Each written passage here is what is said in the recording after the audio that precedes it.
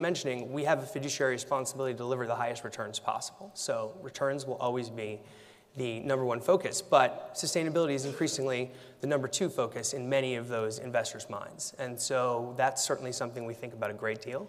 It certainly helps that investors who are based in places, in countries where people have a little bit more of a knowledge base on this, absolutely. I mean, our European institutional investors are certainly light years ahead of our North American institutional investors on their interest in these topics, but we raise money from all over the world. So one of the interesting things about that is, when you sit there and talk to a property manager in a market where maybe this isn't that important in the local market, and I'm sitting there with the building manager and the chief engineer and break out the C word, and they're like, wait a minute, we don't believe in carbon in the United States of America. And you have to remind them that, right, but we're an institutional,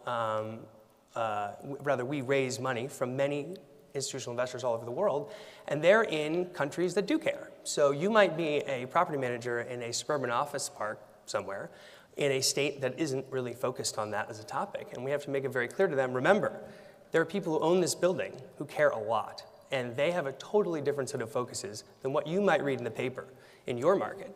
But that's not relevant. We're playing in a global market, and we have to make sure that all of our buildings are operating to that standard across all of our markets, regardless of whether or not that's something that's required in that market. So just an example of that is, we're in 8 markets in the United States. 5 of them have mandatory Energy Star disclosure. We certainly operate as if all of our buildings and all of our markets have mandatory Energy Star disclosure, because there's no point in segmenting markets that maybe don't care about that locally.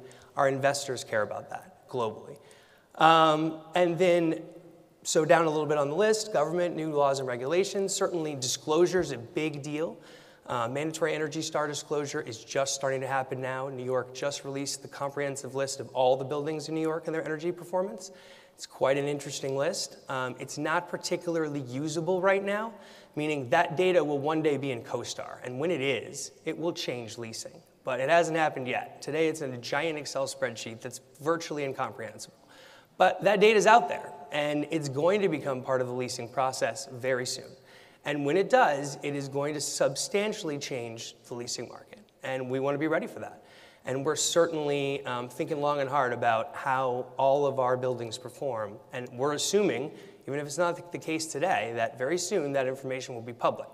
And we better have a good reason as to why those buildings, not that we have any brown buildings, but if we did, those buildings are not performing up to their peers and what's required by both our tenants and our investors.